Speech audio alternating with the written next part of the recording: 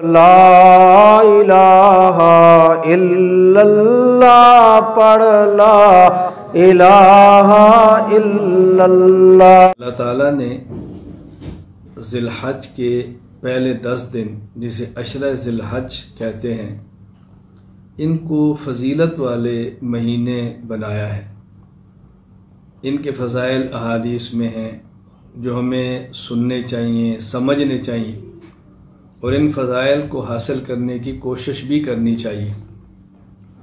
حضرت عبداللہ بن عباس رضی اللہ عنہما فرماتے ہیں کہ رسول اکرم صلی اللہ علیہ وسلم نے فرمایا ما من ایام العمل الصالح فیہا احب الی اللہ من هذه الایام، ایسے دن نہیں جن میں نیک اعمال اللہ جل شانہ کو عشرہ ذی الحج سے زیادہ محبوب ہوں، یعنی ان ایام میں عمل کرنا اللہ تعالیٰ کو بہت زیادہ محبوب اور پسندیدہ ہے۔ یہ حدیث پاک سنن ابی داؤد کتاب الصوم باب فی صوم العشر کے اندر موجود ہے۔ حضرت عبداللہ بن عباس رضی اللہ عنہ فرماتے ہیں کہ رسول اکرم صلی اللہ علیہ وسلم نے فرمایا ما من ایام اعظم عند اللہ ولا احب الیہ العمل فیہن من ایام العشر فاکثروا فیہن التسبیح والتکبیر والتہلیل۔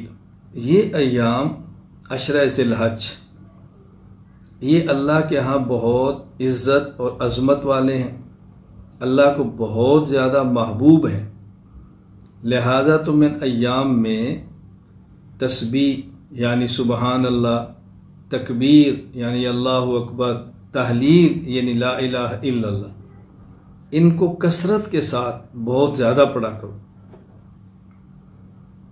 یہ حدیث المعجم الکبیر للطبرانی حدیث نمبر 10,953 موجود ہے۔ حضرت ابو امامہ رضی اللہ تعالیٰ عنہ فرماتے ہیں نبی کریم صلی اللہ علیہ وسلم نے ارشاد فرمایا من قام لیلۃ العیدین محتسبا للہ لم یمت قلبہ یوم تموت القلوب، جو شخص عید الاضحیٰ عید الفطر یہ جو 2 عیدیں ہیں ان کی رات کو قیام کرتا ہے یعنی عبادت کرتا ہے، نوافل پڑھتا ہے، اللہ تعالیٰ سے ثواب کی امید رکھتا ہے، تو جس دن لوگوں کے دل مردہ ہوں گے اس شخص کا دل زندہ ہوگا۔ اللہ اکبر۔ یہ حدیث سنن ابن ماجہ کتاب الصیام باب فی من قام فی لیلۃ العیدین کے اندر موجود ہے۔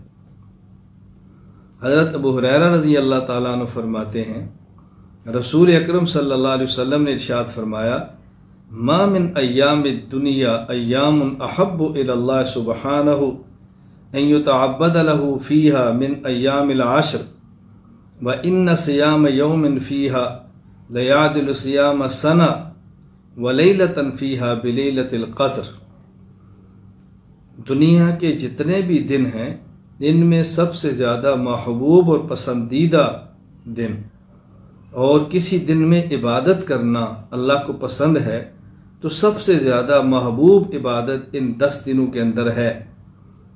اور عجیب فضیلت بیان فرمائی کہ جو ذی الحج کے پہلے 9 دن ہیں ان میں سے 1 دن کا روزہ رکھیں تو 1 سال کے روزوں کا اجر ملتا ہے، اور اس میں 1 رات کی عبادت کا اجر لیلۃ القدر کے برابر ملتا ہے۔